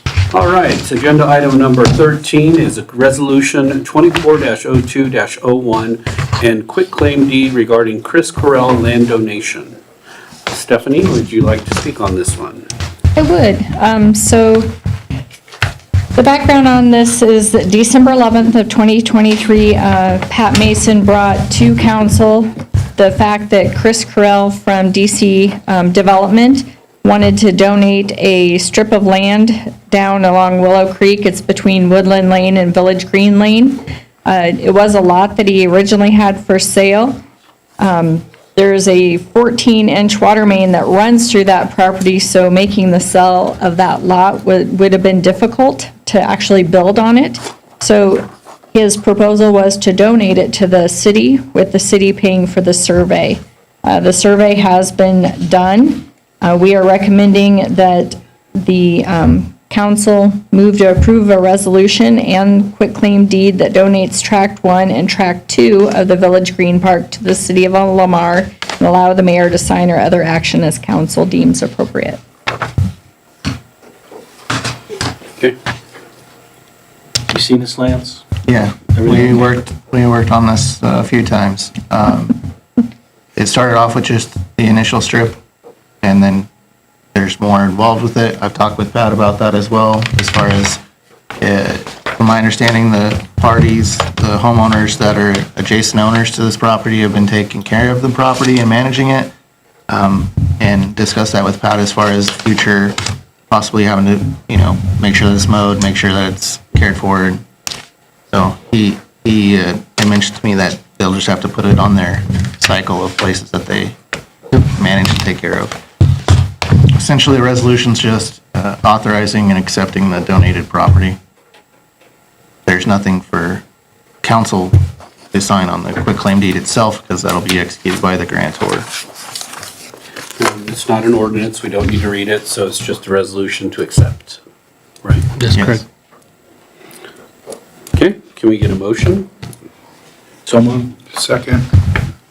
Okay, we have a motion and a second to approve the resolution and quitclaim deed that donates Tract 1 and 2 Village Green to the city of Lamar and allow the mayor to sign. Is that correct? Yes, on your that's motion? Okay. Any final questions? Seeing none, all those in favor signify with the eye. Aye. Opposed, same. Unanimous in favor of? All right, thank you, Stephanie. Do we have any miscellaneous items that we need to discuss? I do have, the radio station wanted to have somebody on Anything Goes. Anybody on the council would like to go? Did you want to call in again? I think Joe could do it this time. Joe cannot. Well, I guess it depends on the time constraints. What time? 7 o'clock in the morning is when they do it. 7 a.m. Doesn't take long on that. I think I was on for all of 7 minutes last month, Yeah. or December. And when would this be, tomorrow? Tomorrow, 7 a.m. Tomorrow at 7 a.m.? Okay. Leaving you. Okay.